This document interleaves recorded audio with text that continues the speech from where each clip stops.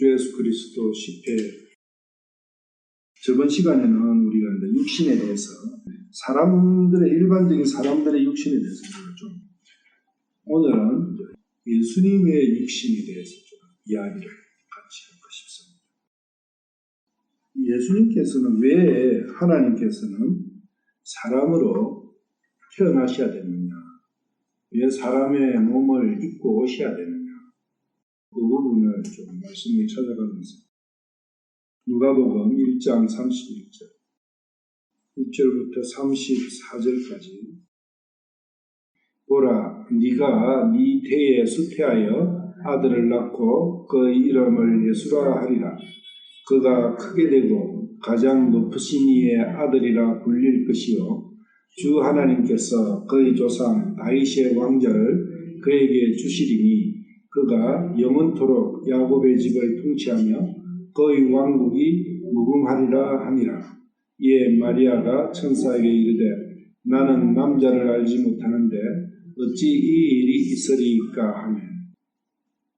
여기 이제 보시면 예수님께서 사람의 몸을 입고 이렇게 오셔야 될 목적에 대해서 볼 수가 있어요. 첫째로는 하나님의 아들이라 불리셔야 된다는 거예요. 하나님의 아들로서 태어나셔야 돼요. 하나님의 아들이 이 땅에 오셔야 되는 거예요. 그리고 오셔서 뭘 하느냐, 그의 조상 다윗의 왕자를 그에게 주시겠다는 거예요. 다윗의 왕자를 주시기 위함. 첫째로는 그럼 다윗의 왕자가 뭐냐, 다윗은 시온성을 건축한 사람이에요. 그러니까 여부스 족속에게서 시온성을 탈취해서 시온성을 건축하고 거기에 하나님의 법궤를 옮기다가 솔로몬 성전이 될 때까지 거기에 하나님이 계셨어요. 하나님께서 계시기 위해서 시온성이 건축됐다는 것. 다윗의 도시라고도 하고 시온성이라고 하죠. 우리는 시온성에 대해서 익히 많이 배웠어요. 다윗의 왕자를 그에게 주시는데 그 왕자에서 영원토록 야곱의 집을 통치하며 그의 왕국이 무궁할 것이라는 거예요. 예수님께서 오셔가지고 뭔 일을 하셨는가? 분명히 왕국이 이스라엘, 육적인 어떤 이스라엘의 왕국은 실패했어요. 백성이 거절을 했기 때문에 왕국은 서지를 못했습니다. 그러면은 이 목적이 거절된 것이냐? 왜냐하면 분명히 육신을 입고 오셔가지고 이루실 거라는 거예요. 부활하신 몸을 갖고 이루신다는 게 아니에요.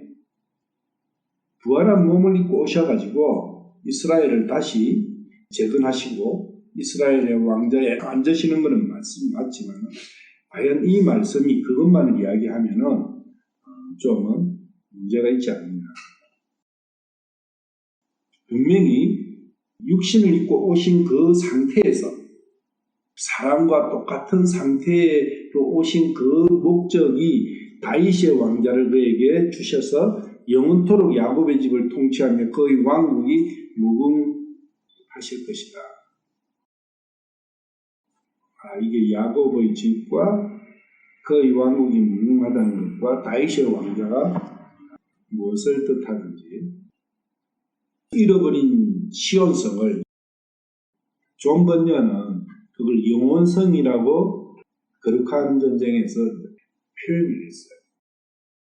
이 왕자는 우리 각자의 영을 다시 재건한, 잃어버린 영의 자리를 다시 재건하는 그러한 부분과 그 영의 왕자가 재건되면서 내 혼도, 종국에는 썩어 없어진 그 육신도 다시 부활함으로써 영광스러운 그분의 형상을 입게 되는 그 부분을 주다는 것을 우리가 알 수가 있어요.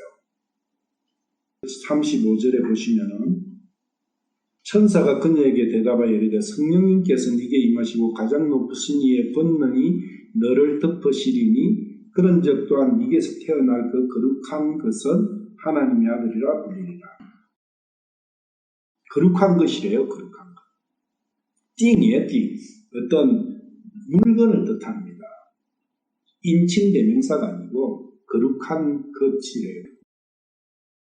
그래하니까 어떻게 하나님을 물건에 비교하느냐. 그렇게 해가지고 개혁한글에서는 거룩한 분이라고 이렇게 했지만은 아니에요. 거룩한 것이에요.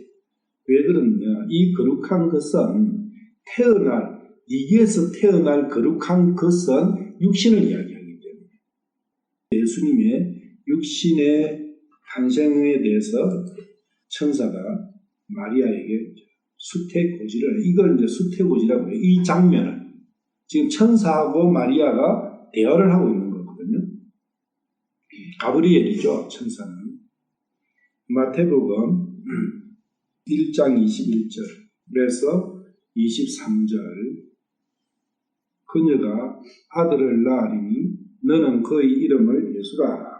이는 그가 자기 백성을 그들의 죄들에서 구원할 것이기 때문이라 하니라. 이제 이 모든 일이 일어난 것은 주에 관하여 대언자를 통해 말씀하신 것을 성취하려 하심이라. 이르시되 보라, 처녀가 아이를 베어 아들을 낳을 것이요 그들이 그의 이름을 임마누엘이라 하리라 하셨으니 이것을 번역하면 우리와 함께 계시는 하나님이라는 뜻이라. 마태복음 여기는 요셉과 천사가 대화를 하는 거예요. 이거는 이제 임신이 된 상태에서 말씀이고, 아까 누가복음 1장은 임신되기 전의 상태예요. 그래서 예수라는 이름 자체가 왜 예수냐? 그 예수라는 이름이 무엇을 뜻합니까?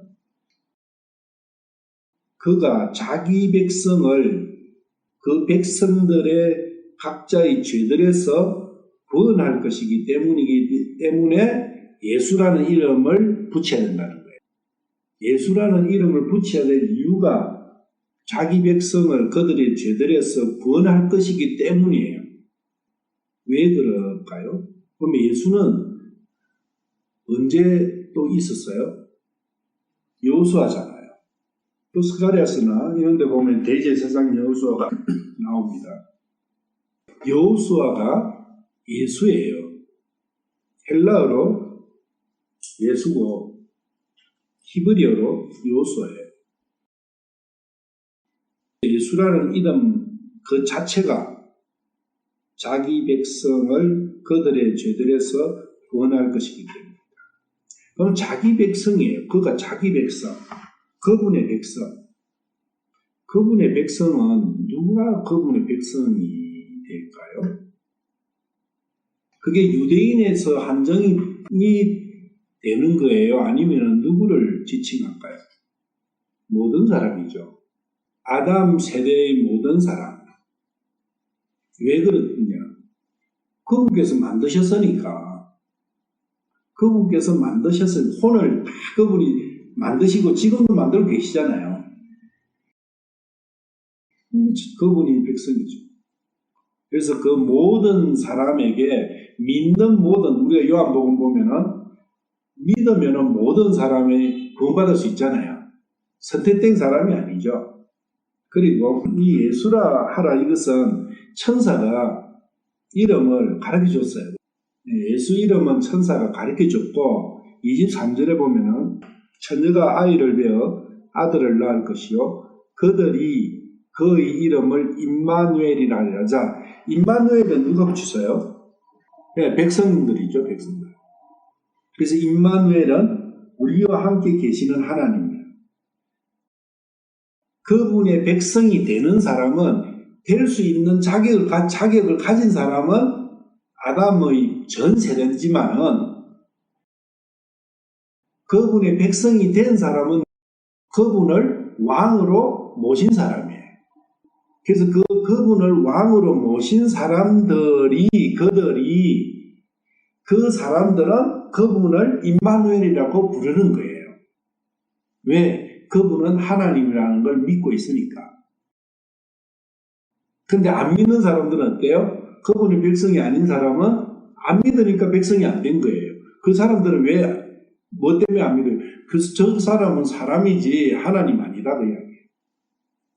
그러니까 육신을 입고 오신 하나님이시다, 예수님이 그렇게 믿는 사람은 그분의 백성이 된다는 거예요. 자격이 있는 것과 그분의 백성이 되는 것과는 다르다는 거죠. 그래서 예수와 임마누엘 차이가 있다. 스가랴 3장 8절. 대제사장 여호수아야, 너와 네 앞에 앉아있는 이 동료들은 이제 들으라. 그들은 놀랍게 여기지는 자들이니라. 보라, 내가 내 족 곧 가지를 내리라. 이 가지가 예수님이에요. 그래서 하나님의 종으로 예레미야 23장 5절. 주가 말하노라. 보라, 날들이 이르리니 내가 다윗에게 한 어려운 가지를 일으킬 것이요 한 왕이 통치하고 형통하여 땅에서 판단의 공의와 정의를 집행하리라. 여기에 이제 어려운 가지 나오죠. 한 어려운 가지. 예수님이에요. 이게 메시아가 오실 것이라는 것을 이러한 형태로, 여러 형태로 예언을 해놓은 거죠. 그런데 그 예수님께서 오시면은 통치하신다는 거예요. 한 왕이 통치하고 형통하여 땅에서 판단의 공의와 정의를 집행한다. 우리가 세상 살기가 힘든 게 이 세상이 바로 지옥인 이유가 뭐냐 하면은 판단의 공의가 없고 정의가 없어요. 왜 그렇죠? 사탄이 다스리니까. 사탄은 이 판단의 공의와 정의를 가지고 있지를 못합니다. 공의로운 판단이 있는, 정의가 살아있는 그런 걸 많이 이야기하잖아요, 우리 사회적으로. 그런데 실제 있을까요? 없을까요? 없어요, 이 세상에는. 오직 한 분, 예수님만이 이걸 갖고 계시는 거예요. 그분만이 다스릴 때 모든 것은 평화로운 거예요. 공평하고 기울어짐이 없고 완전한 거예요. 모든 사람에게 완전한 환경을 제시해 주시는 거예요. 완전한 길을 제시해 주시는 거예요. 그분이 하나님이십니다. 그래서 그분이 우리를 직접 다스리시려면 우리하고 같은 모습이 되어야 되는 거죠. 누가복음 보면 다윗의 왕자에 앉아서 영원히 통치하신다는 게, 그분이 통치하시는 이유가 뭐냐는 거예요. 왜 그분이 다 통치하셔요? 예수님께서 예수님께서 통치하시도록 내가 마음을 열고 그분을 받아들이느냐, 나의 왕으로. 왜 그러느냐? 이유가 있을 거 아니에요. 그냥 예수님이시니까. 그것보다는 내 각자에 대한, 내가 예수님을 모셔야 되는 이유가 있는 거예요. 그 이유가 뭐냐면 판단의 공의와 정의입니다. 왕이 사사로운 욕심을 가지고 어떤 사람에게는 뇌물 받고 어떤 사람한테 뇌물 받은 사람한테는 좀 더 선처해주고 뭐 이런 형태로 통치자들이, 또 법관들이, 관료들이 그런 형태로 하면은 그게 공의가 살아 있습니까? 없습니까? 없잖아요. 그러면 어떤 현상이 뭐냐? 억울한 사람이 생기는 거예요. 사람이 억울한데 어디 하소연할 데가 없잖아요. 사람이 제일 속장 터지는 게 뭐냐면은 억울한데도 하소연할 데가 없는 거예요. 그게 제일 힘든 거예요. 옛날에 그 춘왕전이나 옛날에는 글 소설 이런 거 읽어보면은 대부분 그런 거거든요. 억울한데 하소연할 데가 없는 사람이 주인공이에요, 대부분. 그런데 이제 그런 고난과 고통 속에서 이렇게 이제 지나다가 어떤 누가 이제 짜장하고 탁 나타나가지고 이제 영웅이 나타나가지고 탁 어떻게 해준다, 뭐 이런 이야기들이 많잖아요. 그게 우리 이 일반 삶의 모든 부분에 다 걸쳐서 다 있어요. 예수님께서 하나님께서 사람의 몸을 입고 오셔야 되는 이유가 뭐냐면 오직 하나님만이 공평하게 다스릴 수 있는 능력을 갖고 계신 거예요. 그분은 전지전능하시고 파워가 모든 것이 충만하게 갖고 계시기 때문에 그분이 남한테 어떤 아부 받아가지고 아니면 뇌물 받아가지고 좀 잘 봐주고 이렇게 할 필요가 없는 거예요. 내가 뭔가가 부족하니까 뇌물 주면은 기분 좋고 하지. 내가 아무 부족한 게 없는 상황에서 뇌물 줘봤자 그것만 심기만 건드리는 거지 내 능력만 못 믿는 거잖아요. 우리가 뇌물에 대해 가지고 욥기 할 때 배웠잖아요. 종교는 뇌물이라 했잖아요. 하나님, 내가 이렇게 하나님께 뭔가 내 정성과 땅과 이런 거 드릴 테니까 하나님 저 잘 봐주세요. 그거 뇌물이라 했잖아요. 뇌물의 모습이 여러 가지로 나옵니다. 그런 보이지 않는 어떤 그런 걸로도 나오고 보이는 돈봉투로도 나오고 아니면 사각개짝으로도 나올 수도 있고 아니면은 노력봉사로도 나올 수도 있고 여러 가지 나올 수 있잖아요. 하나님께서는 그 모든 뇌물의 형태 그것이 필요 없는 거예요. 그걸 잘 인식하셔야 돼요. 하나님께서는 뇌물 주는 사람을 정화하세요. 왜? 자신을 못 믿으니까 하나님의 능력을 폄하시키는 거잖아요. 자기하고 같은 반열로 바꾸리잖아요. 그래서 정화하시는 거예요. 뇌물을 주는 사람에게는 분노하시고 진노하시는 거예요. 왜? 자신을 못 믿으니까.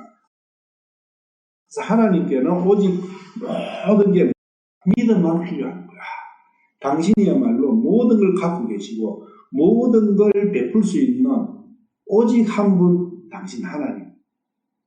저는 당신을 섬기겠습니다. 그것만을 원하시는데 뇌물을 바치는 그 행위를 좋아할 것이라고 생각하는 것을 외모로 판단한다고 성경에서는 표현을 해놓은 거예요. 외모로 판단하는 것이 뭐냐면 바로 그 이야기예요. 뇌물의 이야기입니다. 공평, 정의 이런 거하고 반대다는 거예요. 하나님께서는 완전한 정의로우신 분인데 완전한 거룩하신 분이고 완전하게 어려우신 분인데 그분이 뇌물을 받으면은 그게 망가진다는 거예요. 그렇지 않습니까? 뇌물을 받은 사람이 자기가 나는 완전히 정의롭다고 할 수 있습니까? 하나님께도 뇌물을 바쳐가지고 하나님이 뇌물을 받으신다면 하나님 자격이 없어지는 거죠. 사탄이 종교를 활용하는 이유가 거기 있는 거예요. 스가랴 6장 12절 9절부터 13절까지 주의 말씀이 또 내게 임하니라 이르시되 너는 포로된 자들 중에서 곧 바벨론에서 돌아온 헬데와 도비아와 여다야에게서 물건을 취하고 또 같은 날에 와서 스바냐의 아들 요시아의 집으로 들어가라.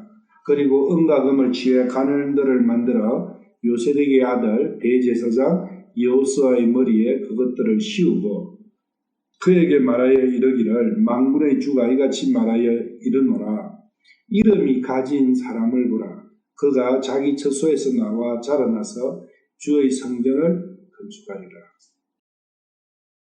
이 가진 사람, 이분이 예수님이에요. 이제 예수님의 이름을 나중에 이제 다음 몇 시간 후에 이제 우리가 볼 텐데 가지도 있어요. 예수님의 이름 안에는 가지도 있어요. 가지, 브랜치. 그가 자기 처소에서 나와 그분의 처소는 어디예요? 저 하늘나라죠. 셋째 하늘이죠. 셋째 하늘에 보좌에서 자기 처소에서 하늘에서 나오셔가지고 땅으로 그래서 자라나서 주의 성전을 건축하시고 시온을 건축하시고 시온성이 건축되기 위해서는 가지인 사람이 오셔야 돼요. 그분만이 하실 수가 있는 거예요. 몸을 입고 오셔야 돼요. 왜? 이 성전이 건축이 되려면은 살과 피가 필요한 거예요. 살과 피와 물이 다르죠. 그게 성전의 재료가 되는 거예요. 그래서 이 몸을 갖고 입고 오셔야 돼요. 그 원재료가 만들어지기 위해서. 13절 곧 그가 주의 성전을 건축하고 영광도 얻으며 자기 왕자에 앉아 다스릴 것이요. 또 그가 자기 왕자에 앉아 제사장이 되리니 그들 둘 사이에 화평의 논의가 있으리라. 왕도 되시면서 대제사장도 되시고 이 성전을 천년왕국 성전이라고 생각하면은 이 말씀이 안 맞는 거죠.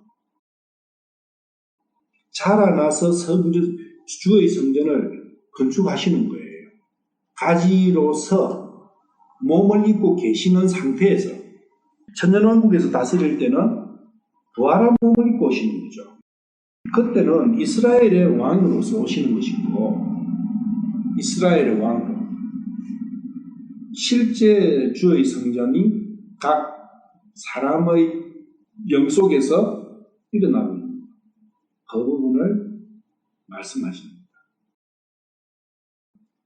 각 사람의 영 속에 성전을 건축하시고 왕자를 만드시고 그 왕자에서 각 사람의 영과 혼을 다스리기 위한 그 다스림을 원하는 사람은 그의 백성이 되는 거예요. 마음을 연다는 것이 예수님을 향해서 마음을 열고 그분을 믿는다는 것은 뭐냐? 그분을 왕 받아들이는 거예요. 나의 왕. 가지인 이분이 사람의 몸을 입고 오신 목적은 성전 건축이에요. 그러면은 이런 생각을 해볼 수 있어요. 예수님의 육체적인 조건과 우리 일반 사람의 육신적인 조건이 같은 점은 뭐고 다른 점은 뭔가? 분명히 다른 점이 있어요. 그 부분도 우리가 좀 한번 살펴볼 필요가 있어요. 나와 같은 점은, 나와 다른 점은 이 육신적인 부분에서 사람이라는 부분에서 그분도 사람이시잖아요. 빌립보서 2장 8절 6절부터 그분은 하나님의 형체로 계심으로 하나님과 동등함을 강탈로 여기지 아니하셨으나 스스로 무명한 자가 되사 자기 위에 종의 형체를 취하시고 사람들의 모습이 되셨으며 사람의 모양으로 나타나사 자기를 낮추시고 죽기까지 순종하셨으니 곧 십자가에 죽음이라. 여기 보면은 하나님의 형체가 나오고요. 사람의 모양이 나와요. 분명히 그분은 하나님의 형체로 계셨는데 모습은 사람의 모습. 여기에 형체는 무슨 단어를 번역한 거냐면은 폼, F-O-R-M, 폼 잡는다. 뭐 형상, 이런 뭐 모습 이런 걸 폼이라 하잖아요. 폼을 The Form of God, 하나님의 폼인데 이걸 이제 우리나라 말로 형체라고 번역을 한 거예요. 근데 그것에 번역할 때 실제 그 킹제임스 성경학자들은 뭐라고 이 말씀을 했냐면은 fundamental nature, 처음부터 본질적인 거, 본질이라고 생각하면은 정확하게 이해가 됩니다. 예수님은 하나님의 본질을 갖고 계시다는 거예요. 우리가 하나님의 형체라 이러면은 좀 뭔가가 내용적인 측면보다는 외형적인 측면으로 이렇게 다가갈 수 있는데 그게 아니라 본질적인 측면, 보이지 않는 부분이죠. 그 본질은 바로 하나님이시다는 거죠. 그걸 이야기하는 거예요. 그리고 8절에 모양 나오죠. 사람의 모양, 사람과 같은 모양, 모습 이렇게 돼요. Fashion as a man 이렇게 되니까 사람은 뭐냐면은 진흙으로 되어 있는 뭐 이런 뜻이에요. 사실은 사람도 여러 가지로 성경에 나오는데 여기에서는 진흙으로 만들어진 사람, 흙인 사람 뭐 이런 거예요. 그리고 모양은 패션쇼 뭐 이런 거죠. 패션은 뭡니까? 이거는 정확하게는 external condition, 외형적 모습이다. 6절은 내면적 요소고 8절은 외형적 요소다. 그래서 외형적으로는 진흙의 모습, 사람은 흙에서 만들어졌으니까 클레이, 진흙으로. 그럼 진흙이 뭐 영광스러운 겁니까? 어떤 거예요? 가장 낮은 것이죠. 보잘것없고. 그런 것을 말씀하시고자 하는 거예요. 사람의 모양으로 나타나사 자기를 낮추신다. 하늘나라에 계신 분이 땅의 모습으로 바뀌었으니까 그것은 낮추신 것이다. 그리고 죽기까지 죽음은 순종하신 것이고 이렇게 죽으셔야 십자가의 죽음을 통해서 물과 피를 흘리셨을 때 성전이 건축될 수 있는 조건이 형성된 거예요. 죽음까지는 종이에요. 십자가의 죽음까지는 종이에요. 왜 일을 하시는 상태니까 이 성전 재건하는 일을 하셨잖아요. 그럼 이제 부활하신 이후에는 이 왕관을 영광을 받으시는 거예요. 9절에 그러므로 하나님께서도 그분을 높이 올리시고 모든 이름 위에 있는 이름을 그분에게 주사 영광을 받으시는 것이죠. 10절 하늘에 있는 것들과 땅에 있는 것들과 땅 아래에 있는 것들의 모든 무릎이 예수라는 이름에 굴복하게 하시고 또 모든 혀가 예수 그리스도는 주시라고 시인하여 하나님 아버지께 영광을 돌리게 하셨습니다. 영광을 받으신 그 모습. 이분께서 오셔가지고 왕자에 앉으셔서 제사장 직분도 같이 하시면서 다스리시는 거죠. 그것을 내가 원해야 된다. 그 모습의 같은 거예요. 진흙으로 된 모습. 그리고 여자에서 태어났다. 여자의 태 속에서 자라나신 것은 동일해요. 여자의 태 속에서 자라나신 것은 동일한데 틀린 점은 뭐예요? 씨가 아담의 씨가 아니었다는 거예요. 씨는 하나님의 씨였다는 거예요. 그 부분이 완전히 틀린다는 거예요. 그것을 동정녀 탄생이라고 이제 이름을 붙였죠. 사람 아담의 세대의 핏줄을 타고나지 않는 여자에게서 태어나신 분, 그분을 동정녀 탄생이라 하는 거예요. 근데 씨가 없었다는 게 아니라 아담의 씨가 없었다는 거예요. 씨는 어디서 왔어요? 하나님에서 오신 거예요. 자, 예수님 피가 있었잖아요. 피를 흘리셨잖아요. 그럼 그 피는 우리 피하고 다르죠. 왜? 씨가 피를 만들거든요. 씨가 피를 만들어요. 태가 피를 만드는 게 아니라 씨가 피를 만든다. 피는 달라요. 하늘의 피예요.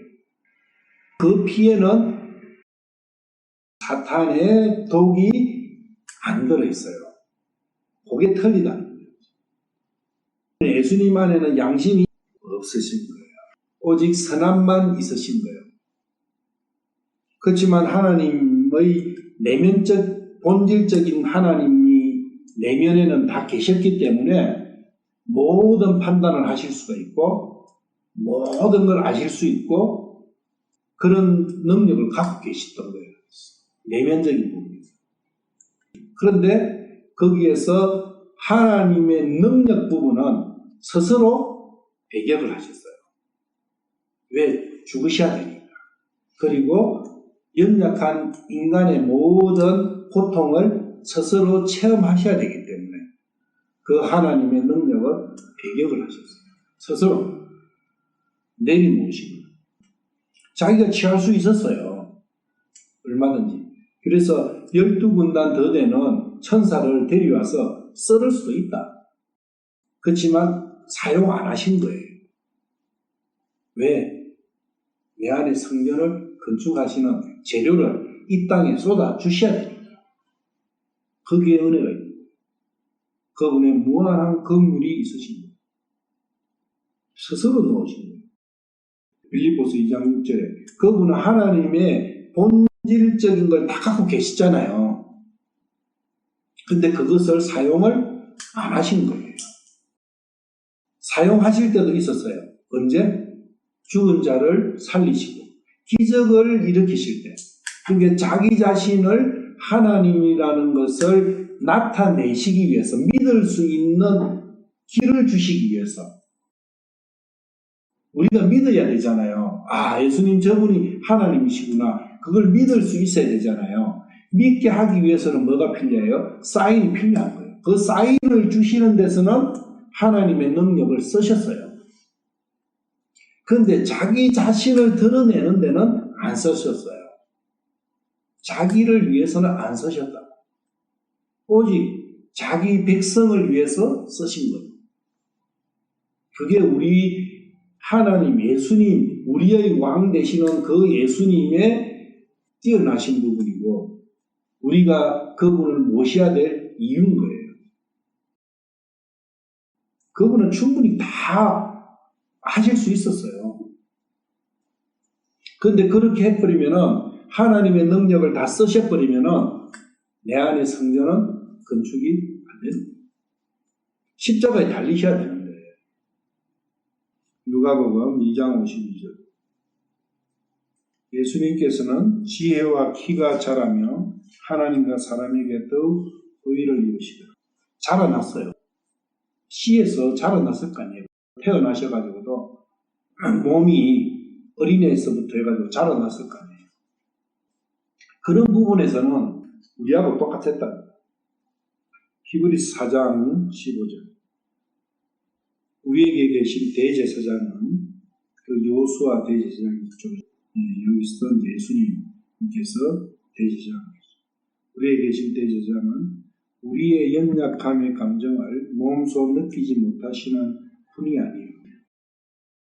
우리의 연약함의 모든 것을 느끼시는 못하는 분이 아니라는 거예요. 다 느끼시는 거 다 아신다는 거예요. 그 스스로 연약하게 된 거예요. 우리의 아픔을, 우리의 고통을, 우리의 질고를 그분께서 내보다 더 나의 고통을 더 많이 아셔야 되기 때문에 모든 점에서 우리와 똑같이 시험을 받으실 때 죄는 없으신 분이십니다. 계속 사탄이 따라다녔잖아요. 사탄이 그냥 두겠어요? 계속 따라다니는 왜? 이 땅의 것은 자기 거잖아요. 사탄 거잖아요. 이 땅에 오셨으니까 사탄의 시험을 받아야 돼요. 야 사탄 너 이렇게 안 하셨다고. 마태복음 4장에 보면은 다 받으셨잖아요. 그렇지만 죄는 없으신 분이십니다. 그 시험을 다 이기셨다는 거예요. 모든 시험을 다 이기시고 크게 엄청 많지만은 내용이 우리와 같은 점은 뭐고 틀린 점은 뭔지 이제 기본적인 본질적인 부분을 좀 몇 가지 이제 봤어요. 이분은 죄가 없으시다는 거예요. 모든 시험은 받으셨지만 죄는 없으세요. 그게 우리하고 틀려요. 누가복음 23장 45절. 예수님께서 큰 소리를 외치시고는 이르시되 아버지여 내 영을 아버지의 손에 맡기나이다 하시고 이렇게 말씀하신 뒤에 숨을 부르시니라.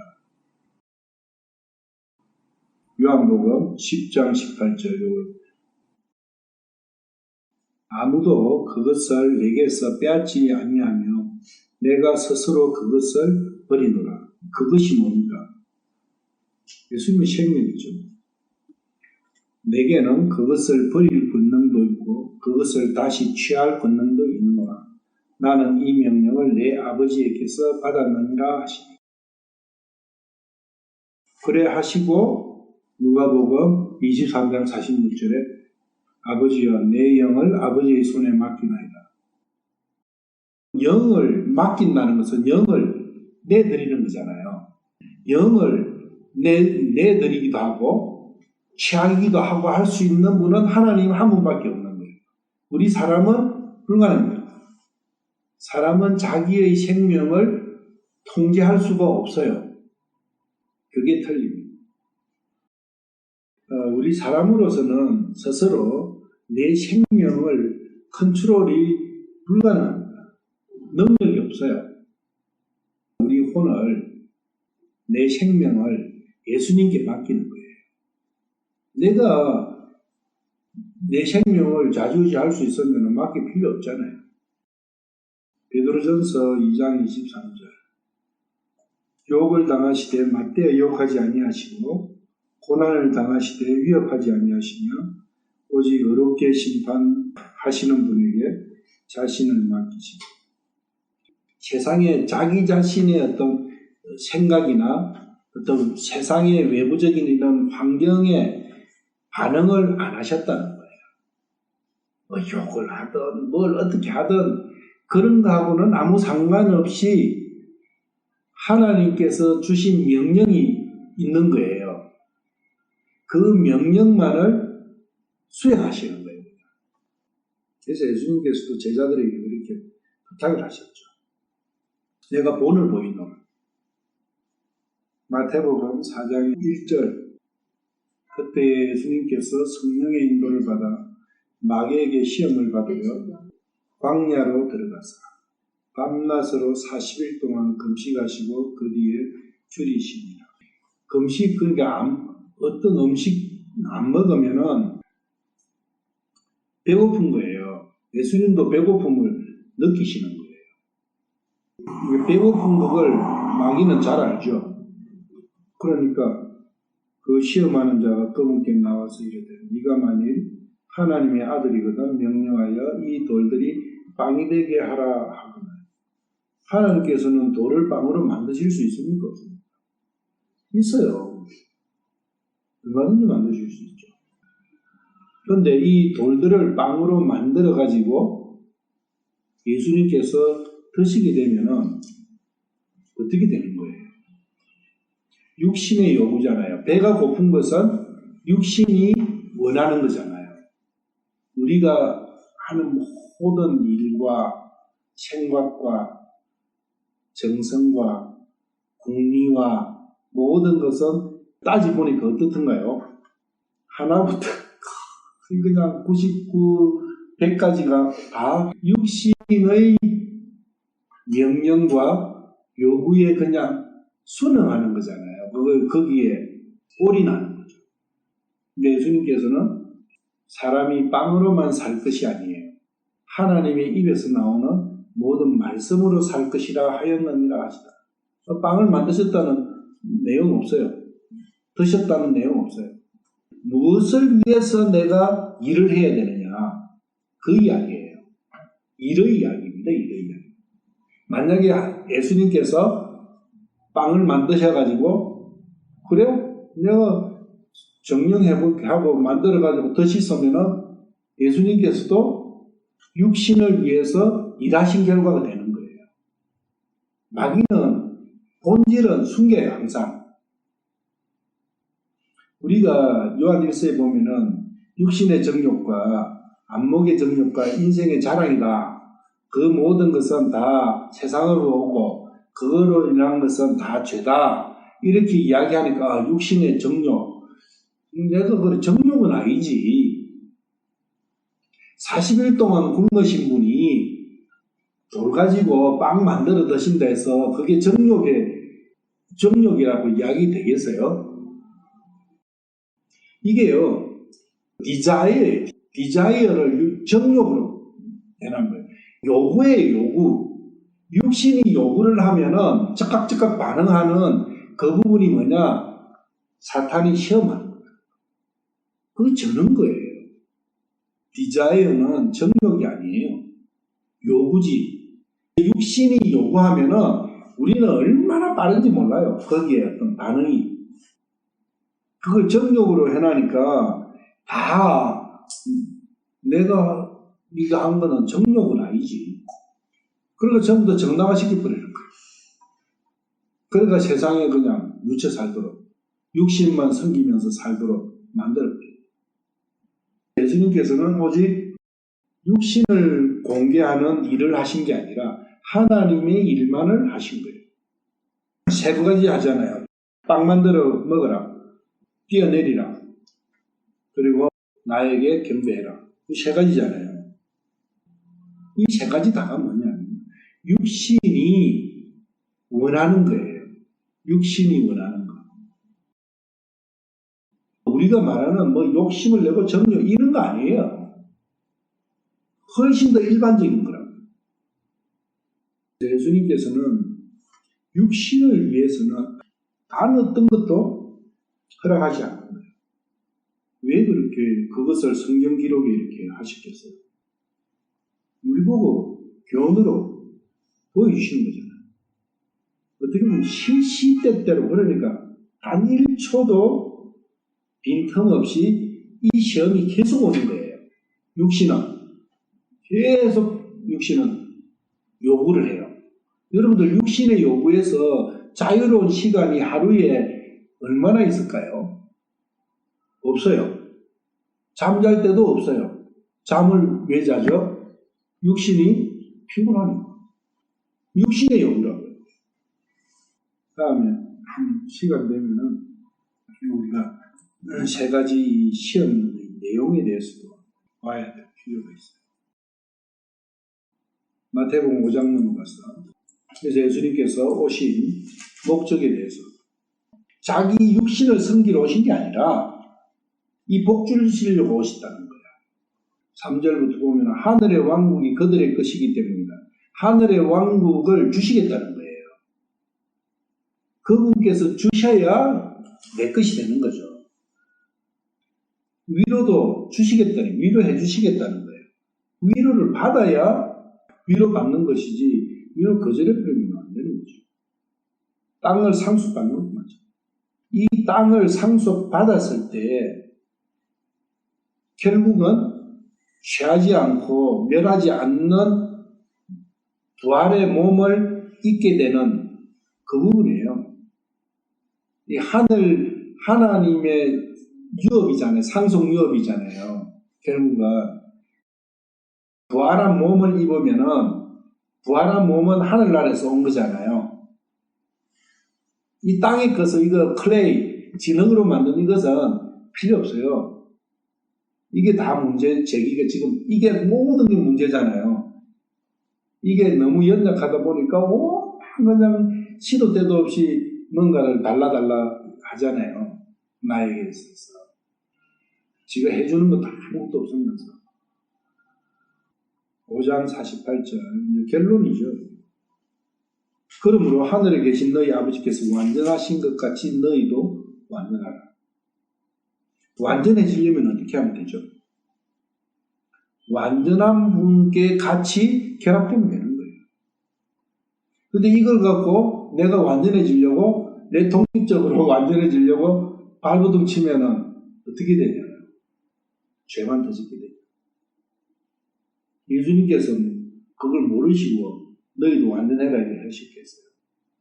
그래서 예수님께서 오신 육신을 입고 오신 본질적인 목적 그 부분에 대해서 우리가 좀 구체적으로 생각을 해볼 필요가 있어요. 사복음서에 예수님께서 행적을 쭉 이렇게 보면은 육신의 어떤 요구 때문에 예수님께서 움직이신 것은 없어요. 저기 수가성 여인 그거 만나러 가셨을 때 피곤해가지고 우물가에 앉으셔가지고 근데 물 한 잔 드셨다는 말씀은 없어요. 얼마나 피곤하셨고 또 목도 말랐겠어요. 그 12시인데 어떻게 보면 우리가 이 삶의 모든 싸움이라는 게 육신의 요구와의 싸움 아니냐. 왜? 육신은 끝도 없이 바보다고 하니까. 거기에 불복하면 안 된다. 그것을 다스릴 수 있어야 되는데 그 표본이 예수님이시다. 어떻게 육신을 이겨갈 것인가? 그 표본이 예수님이시다. 예수님과 한 일체가 되면은 이길 수 있다. 완전해지고. 오늘은 여기까지 할게요.